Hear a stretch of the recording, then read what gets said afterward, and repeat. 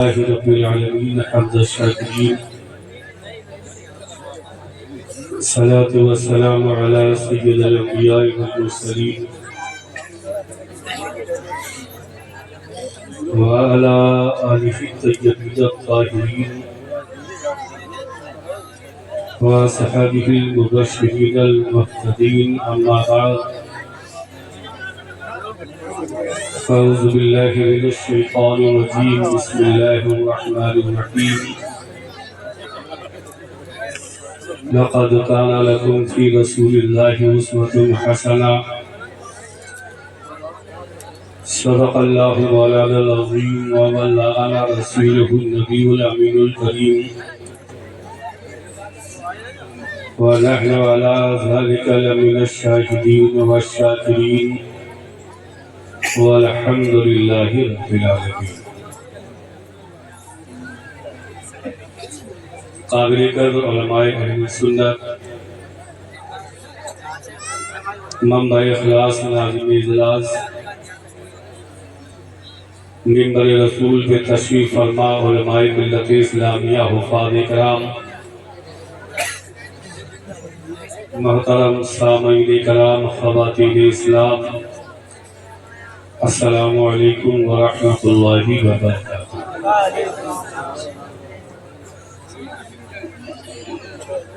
आज का ये नूरानी इरफानी इजलास चंदरी के रहने वालों ने इमाम साहब ने बड़ी कोशिश मेहनत करके इस बज़्म को सजाया और आप कसीर तादाद में जलसे में सुनने के लिए आए। कुछ लोग ये समझ रहे हैं कि ये क्रिकेट का मैदान है, इसलिए बाउंड्री पे खड़े हैं। बाउंड्री पार करके कुछ नहीं जाएगा, आप बैठ जाइए। अच्छा, अगर इलेक्शन में खड़े हो तो खड़े रहो, लड़े रहो, लेकिन यहाँ तो नगर पंचायत हो गई है, प्रधानी का इलेक्शन भी नहीं, खड़े हो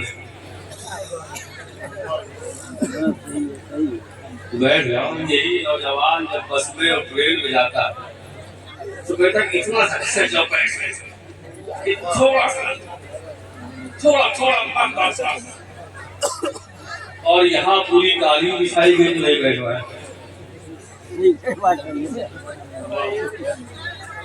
जलसा सुनने आए हो तो सुनो। कुछ लोग आते हैं जलसा सुनने, कुछ आते हैं देखने, कुछ आते हैं सुनने। वो जो उधर खड़े हैं तमाम, ये जलसा सूंघने आए। इधर से सूंघा, उधर से सूंघा और सूंघ के निकल गए। और कुछ आए जलसा देखने, जो खड़े खड़े देख रहे हैं देखते चले। कुछ आए हैं सुनने, जो यहाँ पर बज़ में बैठे। अभी कोई इतनी ज्यादा रात भी नहीं हो गई कि आपको ऊँघ या नींद आ रही है, तभी तो अभी जागते हैं, बेदार हैं, तो बैठ के कुछ बातें सुन। तुम्हारी आदत पड़ गई हंगामे। जलसे में जितना ज्यादा हंगामा हो तुम्हें उतना ही मजा। संजीदगी से कोई बात सुनने के लिए तैयार। हमेशा अभी तकरीर करेंगे तो कहें यार मजा नहीं आया। किसी शायर ने ना पढ़ी यार अशार तो ठीक थे, लेकिन आवाज में मजा नहीं आया। एलांसर बोल तो सही रहे थे लेकिन मजा नहीं आया। फला बहुत ठीक थे लेकिन मजा नहीं आया। अबे तुझे होटल में गया तो वहाँ मजा ढूंढा, चाय के होटल में गया तो वहाँ मजा ढूंढा, वलीमे की दावत में गया वहाँ मजा ढूंढा, घर के खाने में बैठा तो मजा ढूंढा, और जलसे में आया तो मजा ढूंढा। अरे जलसे में मजा मत ढूंढ, बल्कि ये ढूंढ रब की सजा से कैसे बचेंगे, वो तरीका सजा से बचने के लिए आया। ये ज्यादा हंगामे की आदत मत डालो, कुछ बातें समझ लिया करो, सुन लिया करो, ताकि आपके जहन में कुछ बातें उतर जाएं। ये जलसे कोई तफरीह के अड्डे नहीं है।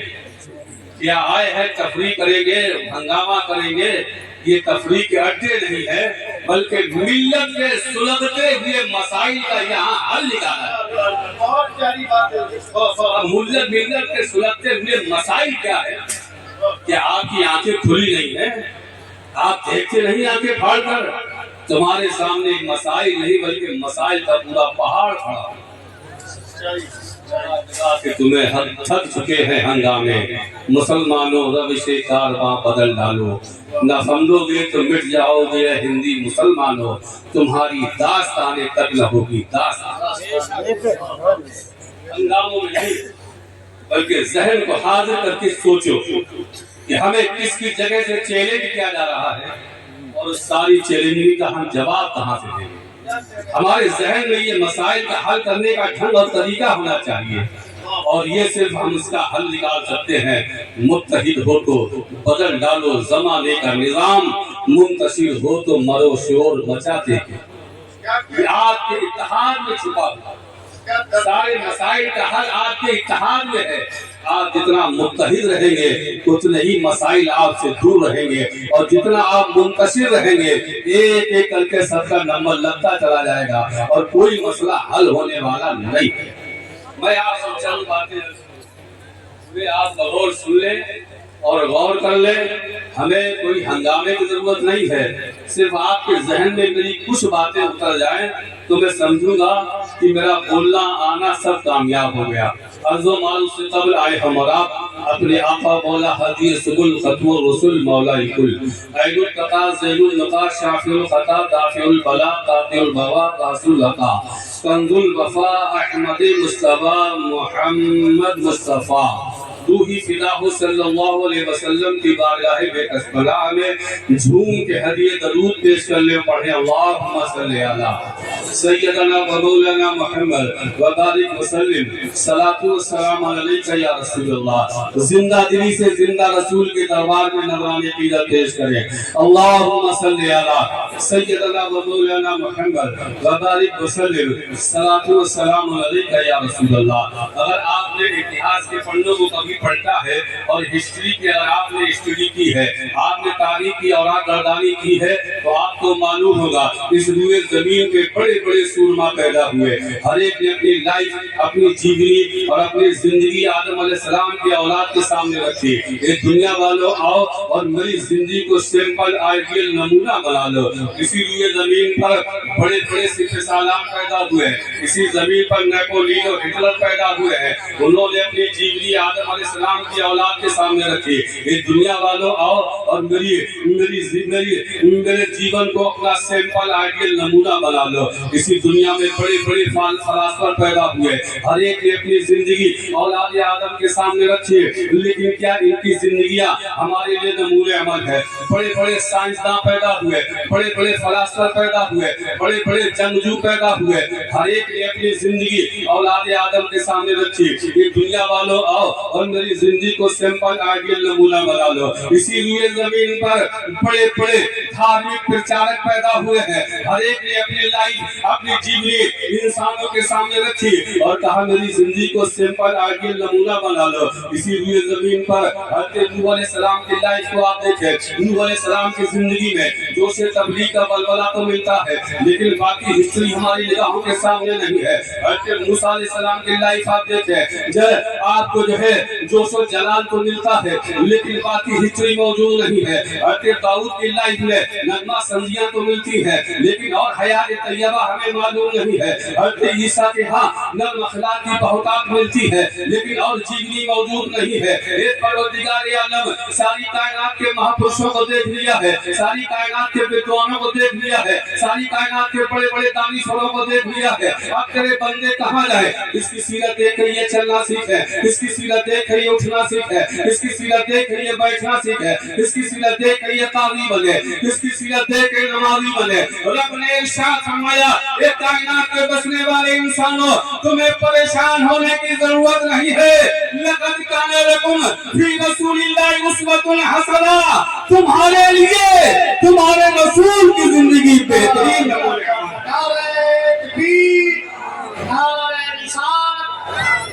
मुस्तफा कॉन्फ्रेंस। माशाअल्लाह। अपने नबी की लाश देख लो, अपने नबी की जीवनी देख लो, अपने नबी की जिंदगी देख लो, और तुम्हें किसी की लाइफ देखने की जरूरत नहीं है, किसी की जीवनी पढ़ने की जरूरत नहीं है, किसी की हिस्ट्री देखने की जरूरत नहीं है।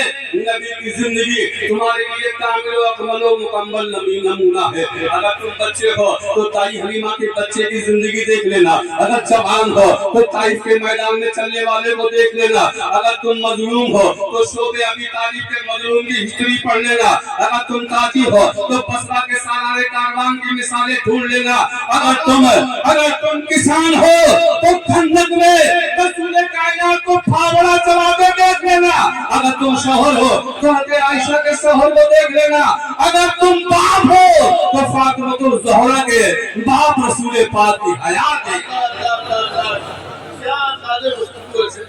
रसूल कायनात की जिंदगी तुम्हारे लिए बेहतरीन नमूना अमल है। अपने रसूल की जिंदगी देख लो, फिर तुम्हें किसी और रसूल के किसी और पैगंबर, किसी और विद्वान, किसी और दानिश्वर की हयात देखने की जरूरत पड़ेगी नहीं। रसूल कायनात दुनिया में आए हैं और इनके पैगंबर आ रहे हैं, रसूल आदम आ रहे हैं। ऐसा इनकलाब पैदा हुआ, ऐसा इनकलाब पैदा हुआ कि लोग अपने अंदर से भी बदल गए, अपने बाहर से भी बदल गए, अपने जाहिर से भी बदल गए, अपने बाती से भी बदल गए, और बदलने वाले बदले हैं। कोई शान से बदले हैं। अबू बकर सिद्दीक अकबर हो गए, उमर से फारूक आजम हो गए, उस्मान से जुन्नूरैन हो गए, अली से हैदर कर्रार हो गए, बिलाल गुलाम थे, आजादों के इमाम हो गए।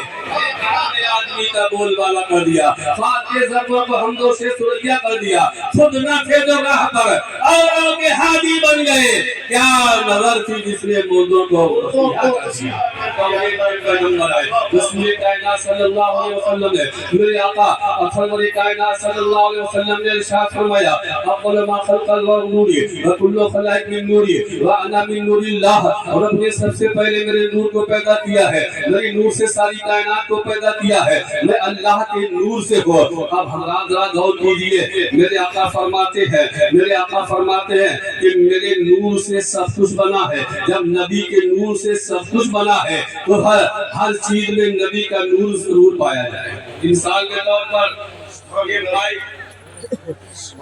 ये माइक लोहे से बना, अब जहाँ जहाँ माइक पाया जाएगा वहाँ वहाँ लोहा पाया जाएगा, नहीं पाया जाएगा। तो जहाँ जहाँ मखलूकात पाई जाएगी वहाँ नूरे मुहम्मदी पाया जाएगा, नहीं पाया जाएगा। असले कायनात, रूहे कायनात जनाब मोहम्मद रसूलुल्लाह। तो मैंने कहा नाना से तुम बताओ इस हदीस के बारे में तुम्हारा क्या ख्याल है? उन्होंने कहा जो हदीस में बात है वही मेरा ख्याल है। तो मैंने कहा तुम ग्रंथ में लिख दो और इसे अपनी बानी में बोलो, अपनी भाषा में बोलो, अपने अंदाज में बोलो, अपनी फुल में बोलो। अगर कभी कानपुर जाना हो तो कानपुर में जो मरियमपुर अस्पताल है वहाँ पे गुरुद्वारा है, उस गुरुद्वारे के ऊपर ये शेर लिखा। मैंने खुद देखा और पढ़ा तो मुझे बड़ी हैरत। और गुरु ग्रंथ में है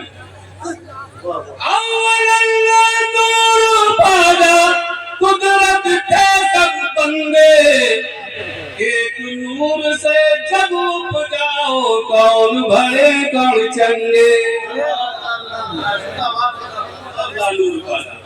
सबसे पहले अल्लाह ने नूरे मुहम्मदी को पैदा किया, कुदरत के सब बंदे और अल्लाह ही के सब बंदे हैं। एक नूर से जब पाओ, उसी एक नूरे मुहम्मदी से सारी कायनात को पैदा किया है। कौन भले कौन चंगे, उसके बाद नेक है, बात बद है, बात अच्छे है, बात बुरे है। तो रसूल कायनात, असली कायनात, मकसूद कायनात, रसूल कायनात सल्लल्लाहु अलैहि वसल्लम की जात है।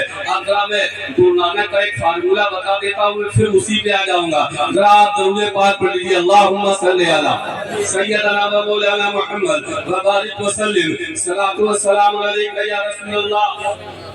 मेरे आका असली कायनात, रूहे कायनात, मकसूद कायनात जाने का। वाह वाह वाह, सुभान अल्लाह। तो मैंने कहा कबीरदास के 24 नंबर को मानते नहीं, क्या कहने ये 2 दर्जन बटारी कहाँ से आए? तो मेरी चौपाई लेके जाओ, चौपाई अभी समझ जाएगा। तो मैंने ये चौपाया तो समझ जाए, लेकिन ये 2 कान वाला मानते ही नहीं है। थोड़ा आगे बढ़ जाओ, तो कहा लेके हो जाओ, जाके सुनाओ तो समझ में आ जाएगा। आप लिखते हैं, अभी तो बेदारी का टाइम है, 12 के बाद नंबर है। आप लिखते हैं 786/92 लिखते ना। अरबी में बचपन में आपने कायदा पढ़ा होगा, अब जब तो अलिफ का 1 है, बे का 2 है, जीम का 3 है, दाल का 4 है, ऐसे अरबी में नंबर है। तो बिस्मिल्लाहिर्रहमानिर्रहीम के हुरूफ के नंबर जब जोड़े गए तो हुआ 786, और जब नाम मोहम्मद के हुरूफ के नंबर जोड़े गए तो हुआ 92। यही 786/92 हम लोग लिखते हैं। अब जो है कभी आपने यही समझाया कि समझ लो, 2 दर्जनों तुम्हारे समझ में ना आए तो आप समझ लो। अब कबीर दास ने क्या कहा,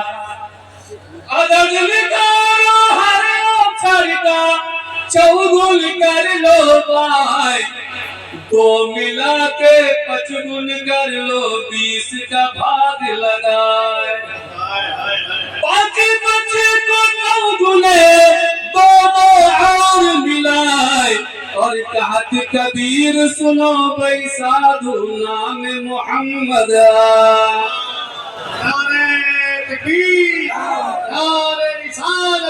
हज़रत मुस्तफा अल्लामा मुफ्ती शमशाद अहमद साहब कबला चंद बेदी।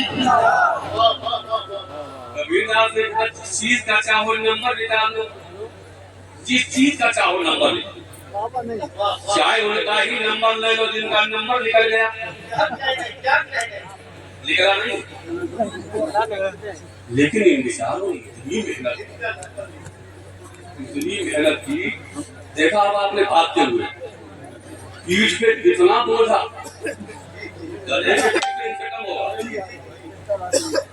लोटा भी कमर पे, सोटा भी कमर पे, गट्ठर भी कमर पे, बिस्तर भी कमर पे, करोसीन भी कमर पे, चावल भी कमर पे, दाल भी कमर पे, पतिया भी कमर पे, भगोना भी कमर पे। या अल्लाह कमर है या पूरा कमरा। और इतनी मेहनत के बाद इनके नंबर कितने आए? 24। कितने आए? 24। और पास होने के लिए कम से कम 33। 24 नंबर। और इनके कितने आए? ये तो गए काम से, इनका सप्लीमेंट्री से भी काम नहीं है। तो निकल गए। आज सुनो कविता, जिस चीज का चाहो नंबर निकाल लो, उस नंबर को 4 गुना करो। जब 4 गुना हो जाए उसमें 2 और प्लस करो। प्लस करने के बाद तो टोटल को 5 गुना करो।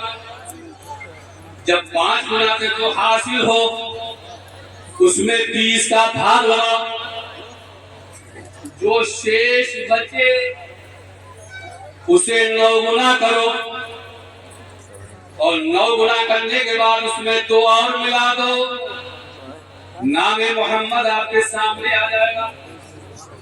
एग्जाम्पल के तौर पर थोड़ा बेसिक मैथ तो आपको आती है, बेसिक मैथ तो जानते होंगे।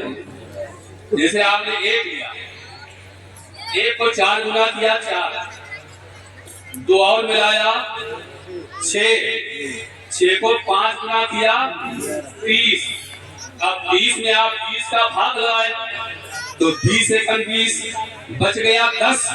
बचे हुए को 9 गुना किया 90 हुआ, 2 और मिलाया 92 हो गया। आप 2 ले लीजिए, 2 को 4 गुना किया 8, 2 और मिलाया 10। अब 10 को 5 गुना किया 50। अब 50 में आप 20 का भाग लगाए तो 20 गुना 40 बच गया 10। बचे हुए को 9 गुना किया 90 हुआ, 2 और मिलाया 92 हो गया। आप 3 ले लीजिए, 3 को 4 गुना किया 12, 2 और मिलाया 14, 14 को 5 गुना किया 70। अब 70 में आप 20 का भाग लगाए तो 20 दिया 60, बच गया 10। अब बचे हुए को 9 गुना किया 90 हुआ, 2 और मिलाया 92 हो गया। कायनात का कोई भी नंबर ले ले और जब आप ढंग से निकालेंगे तो आखिर में बच के 92 ही आएगा। इसलिए कि असली कायनात तो जनाब मोहम्मद रसूलुल्लाह। अब इस चौपाई को आप सुने, इस चौपाई को सुना, आप चौपाई आपके समझ में आए। अदद लिखो हर अक्षर का चौगुन कर लो भाई, दो मिला के 5 कर लो, 20 का भाग लगाए। बाकी बचे को 9 गुने, 2 और मिलाए। और कहत कबीर सुनो भाई साधु, नाम मोहम्मद कायनात तो जनाबे मोहम्मद रसूलुल्लाह, रूहे कायनात तो जनाबे मोहम्मद रसूलुल्लाह। कौन के पैगंबर की जलवादारी है। एक सहाबी रसूल हाजिर होते हैं, अर्ज करते हैं या रसूल अल्लाह, मैं बहुत बड़ा पापी हूँ, बहुत बड़ा गुनहगार हूँ, क्या मेरा ये जुर्म माफ हो जाएगा, क्या ये मेरी खता माफ हो जाएगी। रसूलुल्लाह ने फरमाया, बोले तुमने कौन सा पाप किया है। बोले महापाप किया है। रसूलुल्लाह ने फरमाया, अल्लाह की रहमत से तो बड़े नहीं हो सकते हैं, बताओ तुमने कौन सा महापाप किया है। अर्ज करते हैं या रसूलल्लाह, मैंने अपने इन हाथों से अपनी 70 या 7 बेटियों को जमीन के नीचे दफन किया है, जिंदा दफन किया है। या रसूलल्लाह, क्या ये मेरा पाप माफ हो जाएगा, मेरा गुनाह माफ हो जाएगा। या रसूलल्लाह, जब सबसे आखिरी बेटी को मैंने दफन किया है, मैं मुल्क शाम जा रहा था, मैंने अपनी बीवी, अपनी शरीके हयात से कहा, अगर घर में बेटी पैदा हो तो पैदा होते ही जमीन में दबा देना, और अगर लड़का पैदा हो तो उसकी परवरिश कर लेना। या रसूलल्लाह, मेरे घर बच्ची पैदा हुई, मेरी बीवी ने उसे छुपा लिया, पड़ोस में रख दिया, और जब मैं वापस आया तो मैंने कहा मेरे घर कौन पैदा हुआ था, तो कहा बच्ची पैदा हुई, और पैदा होते ही मर गए। मैंने बड़ी राहत की सांस ली और सोचा अब एक और बच्ची को जिंदा कब्र में दफन नहीं करना पड़ेगा। लेकिन वो बच्ची बार बार पड़ोस से आती थी, आती जाती रहती थी।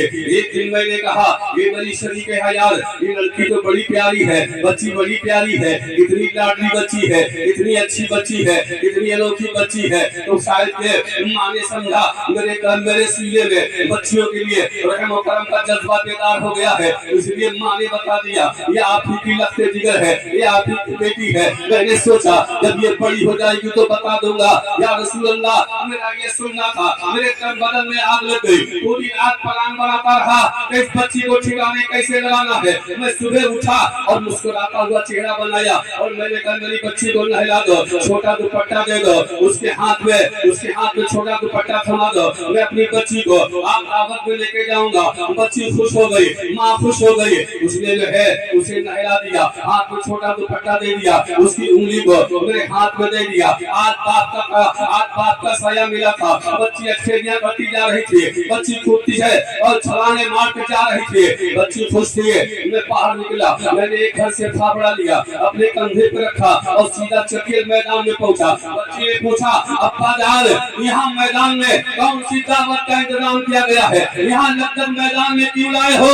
मैंने कहा खामोशी के साथ चलती रहो। वो बच्ची खामोशी के साथ चलती रही। जब चकेल मैदान आ गया, बच्ची को एक किनारे बिठा दिया, हाथ में फावड़ा लिया और गड्ढा खोदना शुरू कर दिया। जब बाप की पेशानी से पसीने की बूंदें चमकने लगी, बच्ची खड़ी हो गई, अपने छोटे से दुपट्टे को लिया, बाबा जान बैठ जाइए, आप थक गए हैं, आपके पसीना निकल रहा है, लाओ मैं तुम्हारे पेशानी का पसीना पोंछ दो। मेरी दाढ़ी के कांटों को बाल को छाड़ने लगी। लेकिन जालिम बाप है, गड्ढा खोदता जा रहा है, और जब गड्ढा कद के बराबर खुद गया तो बाप ने बच्ची का हाथ पकड़ा और खींचकर उसी गड्ढे में डाल दिया। ऊपर से मिट्टी डालना शुरू कर दी। बच्ची ना समझ थी, कहने लगी अब्बा जान हम समझ रहे हैं, आप मुझे खिला रहे हैं, मिट्टी का खिलौना खिला रहे हैं। अब्बा जान ये देखो मिट्टी मेरे ऊपर आ रही है, मेरी आंखें फूटी जा रही है। अब्बा जान आगे हाथ बढ़ाओ और मुझे गड्ढे से बाहर निकालो। अब्बा जान हाथ बढ़ाओ, आगे आओ, मुझे बाहर निकालो। लेकिन जालिम बाप है, मिट्टी डालता जा रहा है। जब बहर कमर तक बच्ची दब गई तो उसने पूछा, अब्बा जान दुनिया का ये दस्तूर है, दुनिया का दस्तूर है कि सजा देने से पहले मुजरिम को उसका जुर्म बता दिया जाता है। अब्बा जान मुझे ये बताया जाए मैंने कौन सा जुर्म किया है, कौन सा पाप किया है, ना मैंने कोई नुकसान किया है, ना आपके घर के बर्तन तोड़े हैं, ना कुछ बिगाड़ा है, मुझे किस जुर्म की सजा दी जा रही है। लेकिन जालिम बाप है, मिट्टी डालता जा रहा और जब गले तक बच्ची जो है मिट्टी से दब गई तो उसने फटी हुई निगाहों से आसमान की जानिब देखा और परजुबाने खामोश यही कहा होगा, ए रब्बे कदीर, इन नन्ही नन्ही बच्चियों पर कब तक जुल्म होता रहेगा। मौला अब वक्त से तू रहमतुल लिल आलमीन को भेज दे, ताहो यासीन को भेज दे, मुरासल मुत्तकीन को भेज दे, जनाबे मुहम्मदुर रसूलुल्लाह। नारे तकबीर, नारे तकबीर, नारे रिसालत, नारे रिसालत, नारे मिलादुन नबी, नारे मिलादुन नबी, नारे तकबीर, नारे रिसालत। मेरे आका ने फरमाया सहाबी घबराओ नहीं, परेशान मत हो, अब ये बच्चियां कब्रों के अंदर जिंदा दफन नहीं की जाएंगी। और सुनो, तुम में से अगर तुम में से किसी की 3 बेटियां हो या बहनें हो, उन्हें अच्छी तालीम दी, अच्छी जगह निकाह कर दिया, वो 3 बेटियों का बाप और 3 बहनों का भाई जन्नती है। एक शादी खड़ी हो जाते हैं, उसका तैयार रसूलुल्लाह जिसके 3 बहनें या 3 बेटियां ना हो, जिसके 2 ही बेटियां हो, क्या उसके लिए जन्नत की बशारत है। मुस्तफा फरमाते हैं हाँ, अगर तुम में से किसी की 2 बेटियां हो, उन्हें अच्छी तालीम दी, अच्छी तरबियत दी, अच्छी जगह निकाह कर दिया, वो 2 बेटियों का बाप भी जन्नती है। और खड़े हो जाते हैं, उसका तैयार रसूलुल्लाह अगर किसी की 1 बेटी हो, उस 1 बेटी को अच्छी तालीम दे, अच्छी तरबियत दे, उसके लिए क्या हुक्म है। आका फरमाते हैं इसके 1 बेटी या बहन हो, उसे अच्छी तालीम दे, अच्छी तरबियत दी, अच्छी जगह निकाह कर दिया, वो 1 बेटी का बाप भी जन्नती है। अगर किसी के कोई बहन या बेटी नहीं है तो तुम्हारे लिए भी जन्नत की बशारत है। गैर की बेटियों को, गैर की बहनों को अपनी बेटी की निगाह से देखना, तुम भी जन्नती हो। बेटियां रहमत है, रहमत। अगर बहन है तो भाई जन्नती, बेटियां हैं तो बाप जन्नती,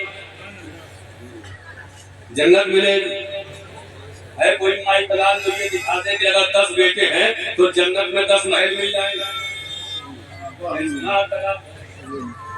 लेकिन बेटे हैं तो मूछ पे ताव हो देते। लड़कियां रहमत, लेकिन जहेज की लानत ने बना दिया रहमत। ये जहेज की लानत अभी गैरों में थे, हमारे यहाँ फैल रही, और जब हमारे यहाँ ये फैल गई तो हाल ये है कि अगर घर में लड़की पैदा हो गई तो बाप का चेहरा सुबह के बटुए जैसा हो जाता है। मां साहब ने पूछा क्या हुआ, लड़की हुई और मुझे 5:35। और अगर लड़का पैदा हो गया तो चेहरा खिला हुआ, मुंह से 10:10। इसमें जहेज मिलेगा। अब आलम तो ये है कि अब ये भी भीख मांगने लगे, इंटरनेशनल फकीर हो गए, ऐसे भिखमंगे हो गए, ऐसे भिखमंगे हो गए कि ये भी भीख मांगने लगे जहेज में। अरे नादान तो कहाँ मांगे तो क्या, जो जैसा है वैसे ही मांग रहा, जो जैसा है वैसे मांग रहा।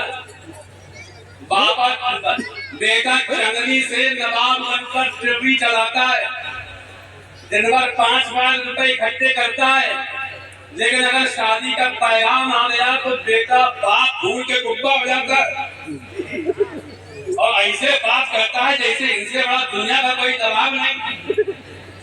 और हाल ये है, कहता देखो भैया कम से कम मोटरसाइकिल तो चाहिए, चाहे खड़े करने की जगह ना हो, पेट्रोल डलवाने की जगह ना हो, लेकिन मोटरसाइकिल चाहिए। और अगर थोड़ी मोड़ी दुकान नवाबगंज में लकड़ी तो कहता 2 व्हीलर से काम नहीं चलेगा, 4 व्हीलर कम से कम छोटी मोटी गाड़ियां 4 व्हीलर होना चाहिए। और गांव का जमींदार अगर बड़ा आदमी फंस गया तो कहता देखो अब वाली से भी नीचे काम नहीं चलेगा, स्कॉर्पियो होना चाहिए, अब फार्चूनर होना चाहिए, बड़ी से बड़ी गाड़ी होना चाहिए। अगर गांव का जमींदार फंस गया तो कहता ट्रैक्टर चाहिए। अरे नादान तुझे भीख मांगने के लिए एक गरीब बेटी के बात पर दरवाजा मिला है, क्या भीख मांगने पहुंचा है, मांग रहा है और शर्मा भी नहीं रहा। अरे नादान तू कहाँ मांगने पहुंचा है, कहाँ मांगने पहुंचा है? अरे तुझे मांगना ही था, मांगना ही था, मांगना ही था। तू निजामुद्दीन औलिया के दरबार से मांग लेता, गरीब नवाज सरकार से मांग लेता, गौसे आजम के दरबार से मांग लेता। अरे मांगना ही था तो बदुआने आला हजरत ये कहता जाता तोल देता है, देने को मुँह चाहिए, देने वाला है सच्चा हमारा। माशाअल्लाह माशाअल्लाह, बहुत अच्छे मुफ्ती साहब, वाह वाह। मांग रहा उसको नाम ले रहा, अपना हक समझ रहा होगा। हाल ये है कि रिश्ता चंदनी में कहीं से आया तो कहता भाई आप तुम्हारी बात समझ में आ रही है, समझ लेना, बस आप समझ जाइए।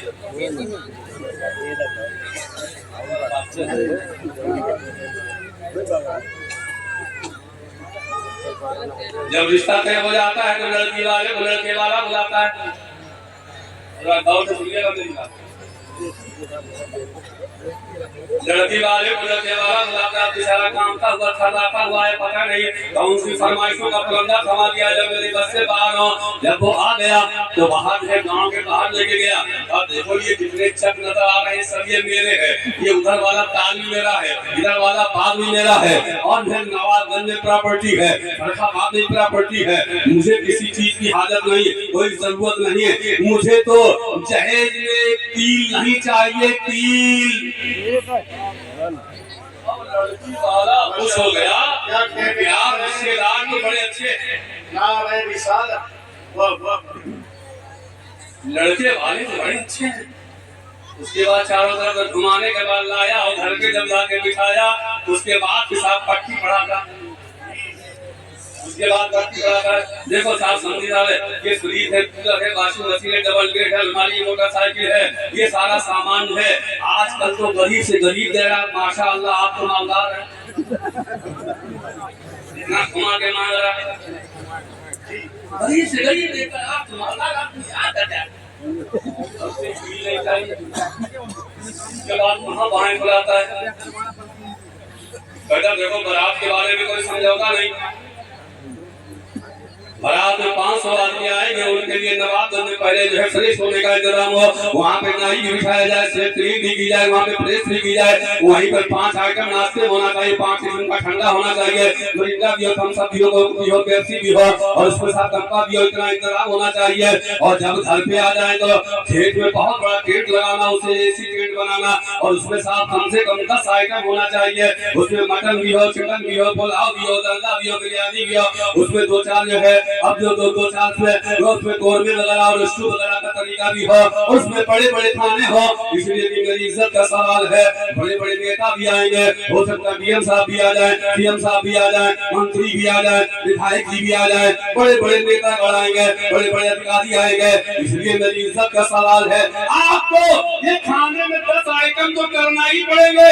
मेरी इज्जत का सवाल है, बड़ा इज्जत वाला है, बड़े दुकान वाला है, बड़ी पोजीशन वाला है, अरे इतनी इज्जत वाला है, इतने दुकान वाला है, तो अपने बेटे के वलीमे में ये 10 आइटम करके दिखा कर ये औकात का पता चले।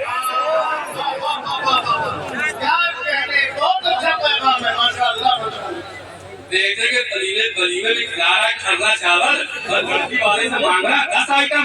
इतना बड़ा कुछ है, इतना बड़ा इज्जतदार है, अपने घर पे खिला के बताना, दूसरे पे बोझ क्यों बन रहा है? लेकिन मेरे मोदी भाइयों, जो जो हिसाब का है वो मांग रहा है।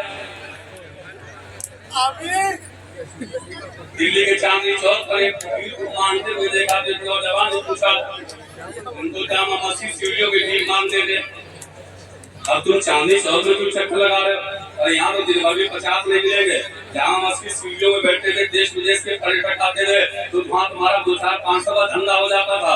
यहाँ जहाँ मस्जिद है, सीढ़ियाँ क्यों छोड़ दिए? उसने कहा मैं वहाँ नहीं जा सकता हूँ। नौजवान ने चढ़ाई, क्यों नहीं जा सकते हो? किसी ने जबरदस्ती की, हम उससे बदला लेंगे। किसी ने हटाया, हम उससे हटा देंगे। किसी ने मारपीट किया, मुझसे मारपीट करेंगे। चलो जामा मस्जिद सीढ़ियों पर दोबारा बैठोगे, अपनी पुरानी जगह बैठोगे, वो धंधे की जगह है। यहाँ चांदनी चौक में तुम्हें 10 रुपए, 20 रुपए, 5 रुपए मिलेंगे। उसने बड़ी मजबूरी में मायूस होकर कहा, मेरे नौजवान भाई, मैं तेरी जज्बात की कदर करता हूँ, लेकिन अब मैं वापस जामा मस्जिद की सीढ़ियों पे नहीं जा सकता हूँ। उस नौजवान ने कहा, बाबा मायूस होने की क्या बात है, आखिर वजह क्या है? तो उन्होंने बड़ी मायूसी से जवाब दिया, मेरी एक जवान बेटी थी, जब मैंने अपनी बेटी का ब्याह करना चाहा, अक़्द करना चाहा, निकाह करना चाहा, तो मेरे होने वाले दामाद ने वो दहेज में जामा मस्जिद की सीढ़ियों वाली जगह मुझसे ले ली। मैंने वो दहेज में जगह दे दी है, अब खुद चांदनी चौक पे ठोकरे जो जिस हिसाब का है उसी हिसाब से मांग रहा है। और साहब चंदनी के फांसा की मूछ नीची हो जाएगी अगर पेट बाजा में बजा। फांसा तुझे रंडिया तो हिसाई नहीं, घाट तो हिसाई नहीं। और चलो वो तो पुरानी बात हो गई, तुम्हारे लोग करते थे, अब कम से कम पेड़ बांधे विश्वास तो होनी चाहिए। बगैर ये बड़ी गुड़िया है हमारी, ये माँ बहन है, ये और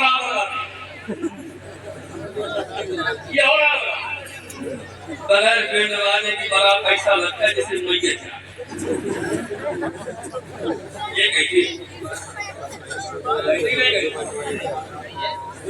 लेकिन ये भारत है, भारत यहाँ से यहाँ पर तो बहुत सी मैयतों के साथ भी पेड़ लगाया जाता है।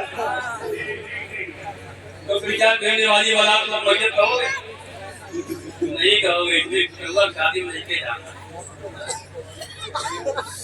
बैंड बाजा बज रहा, उसी में मेरा नौजवान फरकता जा रहा, नाचता जा रहा, और इसे जो है दिल्ली बम्बई की हवा लग गई। तो वहाँ से जो है ये ब्रांडी और जो शराब के ब्रांड लेकर के आ रहा, और रात भर बैंड बाजे के साथ इसको डांस कर रहा, नाचता जा रहा, पूरी रात चिल्लाता रहा, यार की शादी है, यार की शादी है, यार की शादी है। अरे शादी तेरे यार की जरूर है, लेकिन सुबह तक तेरी टांगे बेकार हो जाए। थोड़ी लड़की कर ली जाए, थोड़ी पी ली जाए तो मजा आ जाएगा, डांस में मजा आएगा, बारात में नाचने में मजा आएगा। अरे नादान, तू ये दिल्ली बम्बई से हवा लग गई तो शराबी बन के आ गया। सुन, रसूल का पैगाम क्या है, कुरान का ऐलान किया है। रसूलुल्लाह ने फरमाया, ये उम्मुल खबाइस है, गुनाहों की जननी है, गुनाहों की जड़ है, गुनाहों की माँ है। रसूलुल्लाह ने फरमाया, ये गुनाहों की माँ है, इसे हाथ मत लगाना, इसे छूना मत, इसे पकड़ना मत, इसे होठों से मत लगाना। अब मेरे रसूल फरमाए, इसे हाथ मत लगाना, कुरान कह रहा है इसे छूना मत, इसे पकड़ना मत। एक बात मैं आपके जहन में उतार दूं, हम सब लोग माँ के शिकम से पैदा हुए, आसमान से पैदा करके, न जमीन फाड़ के निकले। हमारी परवरिश क्या, ये जो हमारी कोटी से माँ के नाल जुड़ा होता है, जब तक हम माँ के शिकम में रहते हैं, वो जो गंदा खून माँ के शिकम से आता है, वही नाल से जुड़कर वो नापाक खून, गंदे खून से हमारा जिस्म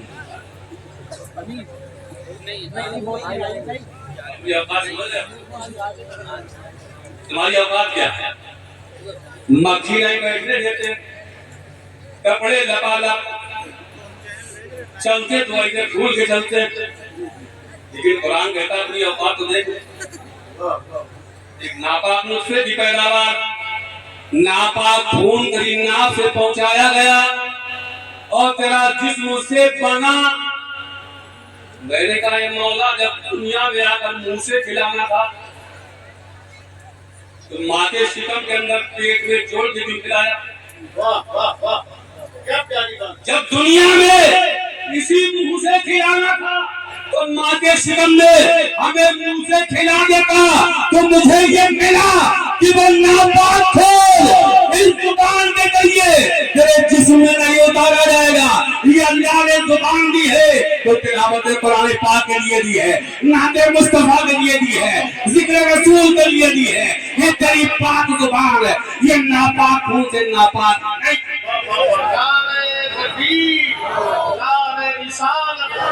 मसलके आला हज़रत जिक्र मुस्तफा कौन करे। वाह वाह वाह। तो जिस रब ने तुम्हारी जुबान को पाक रखा और पाक दुनिया में भेजा, तो शराब के नापाक कतरों से इस पाक जुबान को नापाक क्यों कर रहा, इसे झूठ क्यों कर रहा। कोई कहता है विस्की पीते हैं, कोई ब्रांडी पीते हैं, कोई कहता है मुफ्ती साहब मौलाना साहब ये देसी ठगा थोड़ा पीते हैं, हम तो विस्की पीते हैं, ब्रांडी पीते सर्दियों में तंदुरुस्ती बनती है, हाइट बढ़ती है, नींद अच्छी आती है। अरे नादार, खिंजीर के गोश्त पर अगर चांदी का फर्क लगा दिया जाए तो गोश्त जायज नहीं हो जाएगा।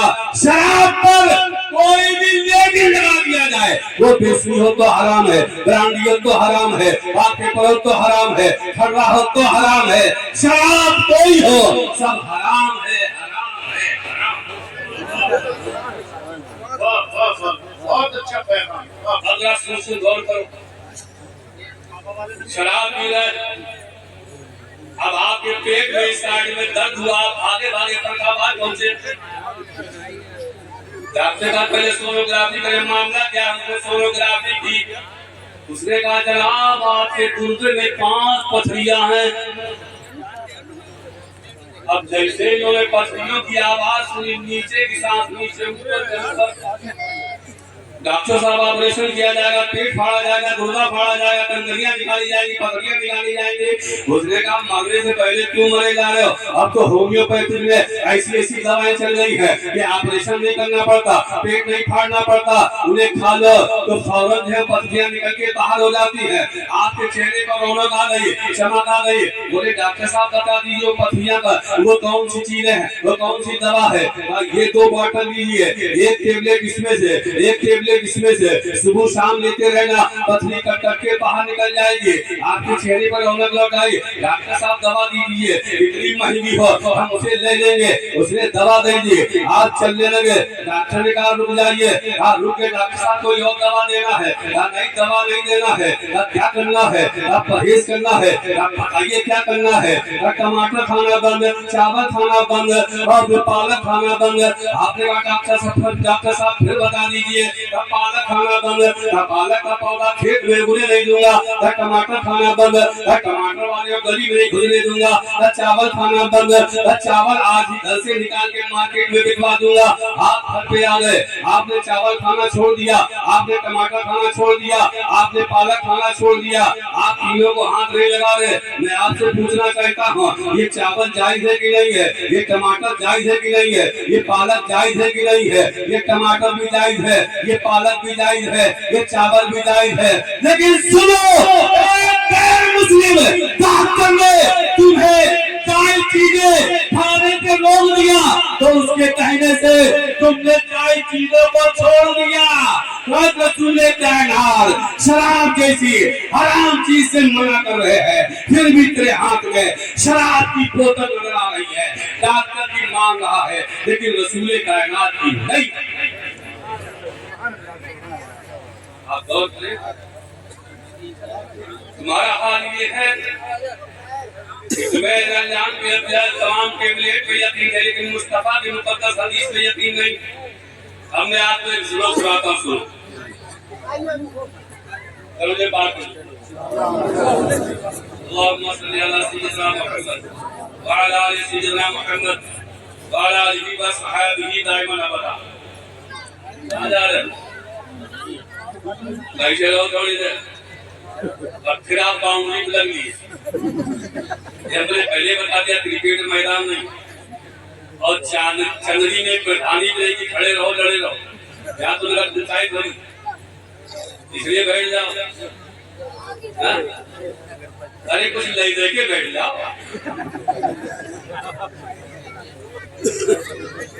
सारे काम तो हाथ पर ले देगी। कलमा शरीफ पढ़ लीजिए, ला इलाहा इल्लल्लाह मुहम्मदुर रसूलुल्लाह। अब एक श्लोक सुनाता हूं। मैं जो संस्कृत के ज्ञाता है जरा श्लोक और उच्चारण और उसका अर्थ आप सुनिएगा ध्यान से। लिंगाचे ऋषि साहिना शमशुरारी शतुषका उच्चराती शर्भची भविष्यति जदो।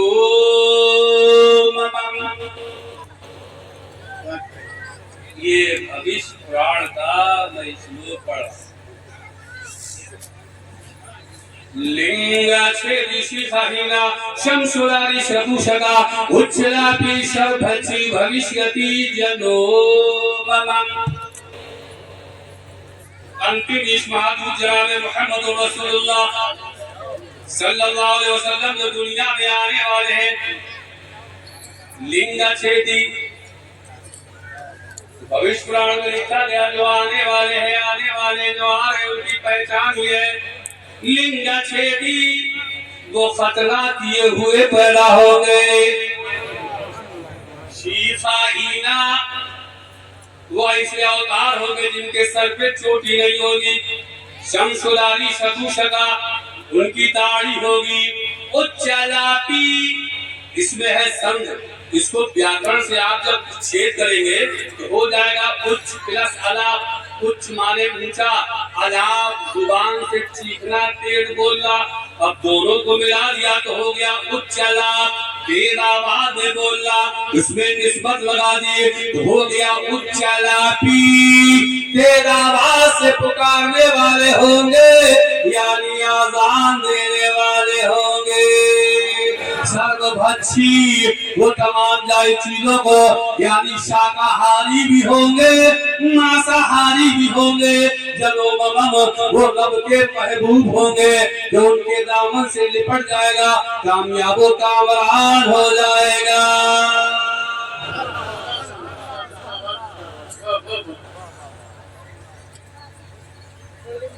और सुनाए आप कभी मेरे घूमता गया वरना मैं तो दूसरी तरफ चल रहा।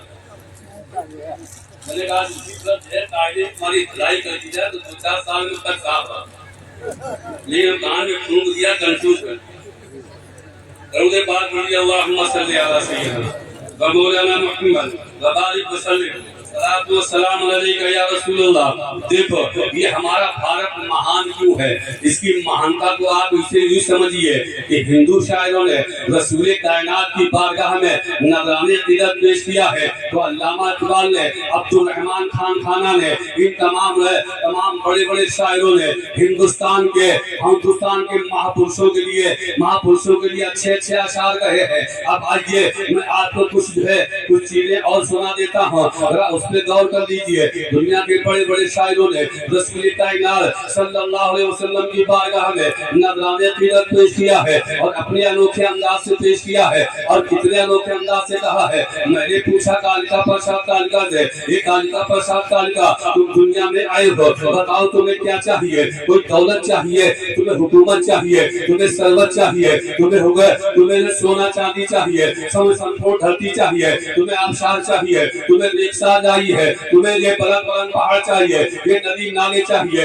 ये समंदर चाहिए। तो कालिका प्रसाद कालिका ने जवाब दिया, ना मुझे चांद चाहिए, ना मुझे सूरज चाहिए, ना दुनिया की हुकूमत चाहिए, ना हमें सरवत चाहिए, ना सोना चांदी चाहिए, ना बुलंद पहाड़ चाहिए। तो मैंने कहा कालिका प्रसाद यहाँ तो 1 इंच के लिए मारा मारी है, 1 इंच के लिए बंदूकें उठती है, लाशों के अंबार लग जाते हैं। तुम दुनिया में आए हो, तुम्हें कुछ नहीं चाहिए। बोले नहीं मुझे कुछ नहीं चाहिए, न चांद सूरज चाहिए, न सोना चाहिए, न चांदी चाहिए, न दुनिया की दौलत चाहिए। तो मैंने कहा इतनी मारा मारी में तुम आखिर कुछ नहीं चाहते हो तो आखिर दुनिया में आए हो तो तुम क्या चाहते हो? तो कालिका प्रसाद कालिका ने कहा था, उसे जरा अपने अनोखे अंदाज में समाते लिए। कालिका प्रसाद कालिका ने क्या कहा?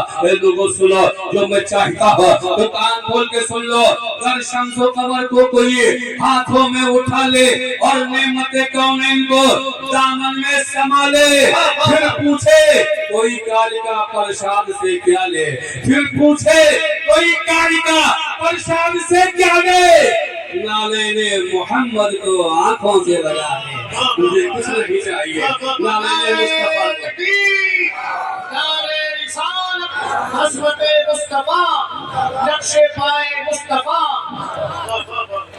यही तो अल्लामा हसन कहते हैं, जो सर पे रखने को मिल जाए नाले पाके हुजूर, तो फिर कहेंगे ताजदार हम भी है, तो फिर कहेंगे ताजदार हम भी है। दुनिया के बड़े बड़े दानिश्वर आए, रसूल कायनात सल्लल्लाहु अलैहि वसल्लम की बारगाह में नजराने अकीदत पेश किया है, अपनी हिसाब के मुताबिक रसूलुल्लाह के दरबार में नजराने अकीदत पेश किया है। आप जरा गौर कीजिए, एक हिंदू शायर ने क्या कहा है, बड़ी अच्छी अंदाज कही, बड़े अच्छे अंदाज में बात कही थी।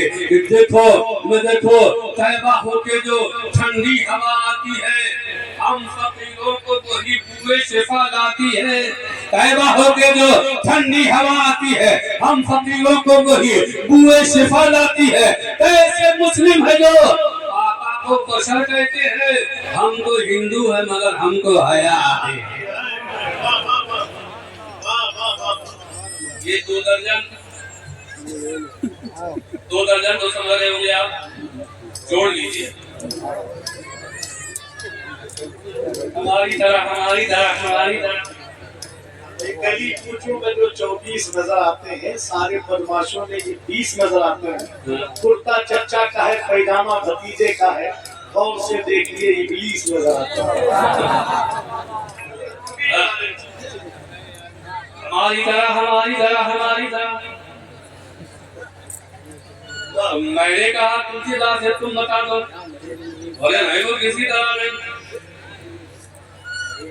बोले वो किसी की तरह नहीं। तो फिर मैंने कहा तुम बता दो किस तरह, बोले है ही नहीं किसी तरह। तो मैंने कहा परेशान क्यों हो, बोले नहीं उनकी मिसाल नहीं, मसील नहीं, नजीर नहीं, उन जैसा कोई नहीं।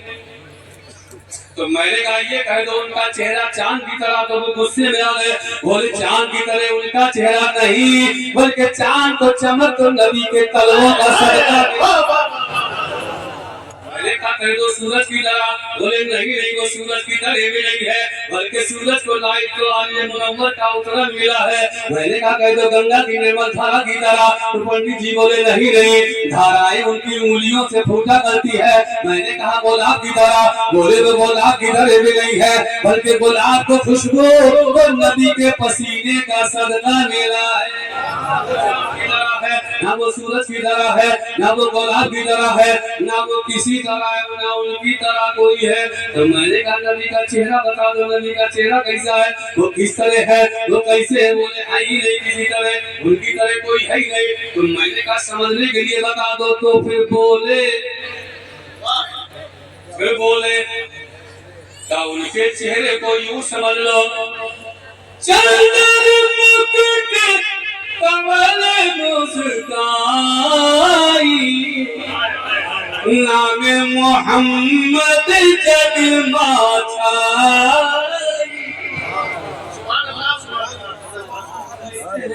चांद वाला, जिस तरीके से चांद की सारी कायनात फैलती है, नामे मोहम्मद वैसे चमकता जाएगा, दमकता जाएगा। अब आप गौर कीजिए, बड़े बड़े दानिश्वर आए, आका की बारगाह में लगाने अकीदत पेश किया है अपने अपने के साथ के मुताबिक। अब जब ये 2 नंबर, जब ये 24 नंबर बिगड़े, एक शायर का गाना भगवान दिल्लू राम कौसली है, दिल्लू राम कौसली, उन्होंने अपनी तमन्ना जाहिर की कहां तक, उन्होंने कहा लेके दिल्लू राम को जन्नत में जब गए हजरत, ये उनकी मिसाल के मुताबिक, लेके दिल्लू राम को जन्नत में जब गए हजरत, गुल हुआ हिंदू भी महबूबे खुदा के साथ। ये उन्होंने अपने शेर में और भगवान क्या बोले, जब इन्होंने कहा हमारी तरह, तो बोले किसी तरह है ही नहीं। तो राणा भगवान ने कहा तैबा होके जो ठंडी हवा आती, हम फकीरों को वही बुए शिफा लाती है। मैं साबिर हूँ जाबिर नहीं हो, सना खाने अहमद हूँ बागी नहीं हो। मैं साबिर हूँ जाबिर नहीं हो, सना खाने अहमद हो, बागी नहीं हो, बला से मुझे सोम दुनिया कहे कुछ, बला से मुझे सोम दुनिया कहे कुछ, मैं हिंदू हूँ लेकिन वहाबी नहीं हूँ।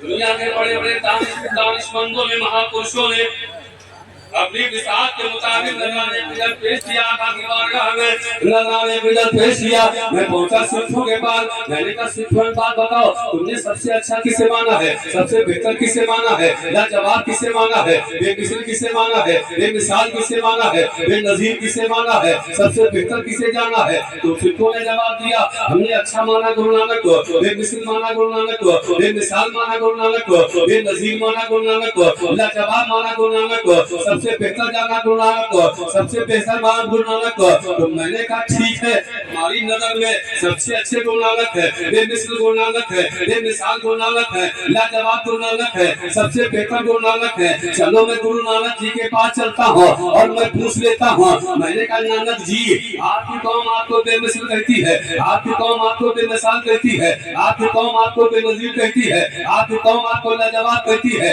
आपकी कौम आपको सबसे बेहतर मानती है, आपकी कौम आपको सबसे लाजवाब कहती है। नानक जी आप बताइए आपकी कौम ने आपको बेमिसाल कहा है, आपकी कौम ने आपको बेहतर कहा है, आपकी कौम ने आपको अच्छा कहा है, लेकिन आप मुझे बता दीजिए आपकी नजर में बेमिसाल कौन है, आपकी नजर में बेमसील कौन है, आपकी नजर में लाजवाब कौन है, आपकी नजर में सबसे अच्छा कौन है, आपके यहाँ सबसे बेहतर कौन है। तो नानक जी ने कहा था मेरी कौम ने मुझे बेहतर कहा है, मेरी कौम ने मुझे लाजवाब कहा है, मेरी कौम ने मुझे बेमिसाल कहा है, लेकिन दुनिया वालों कान खोल के सुन लो, मेरी नजर में एक ही बेमिसाल है, मेरी नजर में एक ही बेमसील है, मेरी नजर में एक ही लाजवाब है, मेरी नजर में एक ही बेनजीर है, मेरी नजर में सबसे बेहतर एक है। तो मैंने कहा नानक जी को कौन है, अपनी भाषा में बोलो, अपने अंदाज में बोलो, गुरु ग्रंथ में लिखो। तो फिर उन्होंने बोला अलिफ है दूजा नाम रसूल, और पढ़ ले कलमा नाम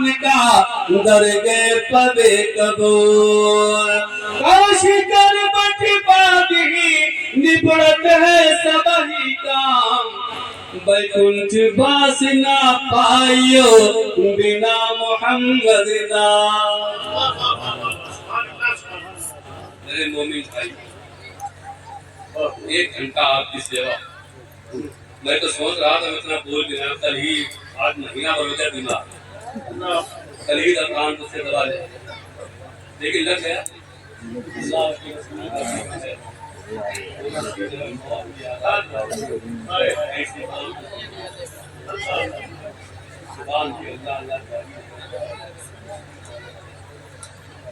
मैंने आपको कुछ चीजें समझाने की कोशिश की, अपने आप को संभालो, अपने आप को संभालो और रसूलुल्लाह की सीरत के मुताबिक जिंदगी गुजारो।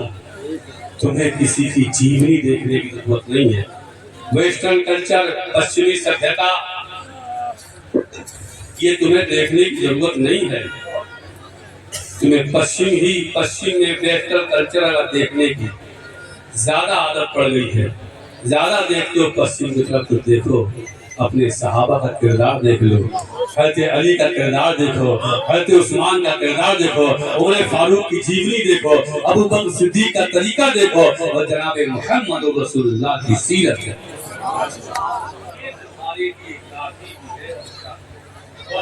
अस्तगफिरुल्लाह रब्बी मिन कुल्ली ज़ंबि व अतूबु इलैहि, ला इलाहा इल्लल्लाह मुहम्मदुर रसूलुल्लाह। अस्सलामु अलैकुम व रहमतुल्लाहि व बरकातुहू।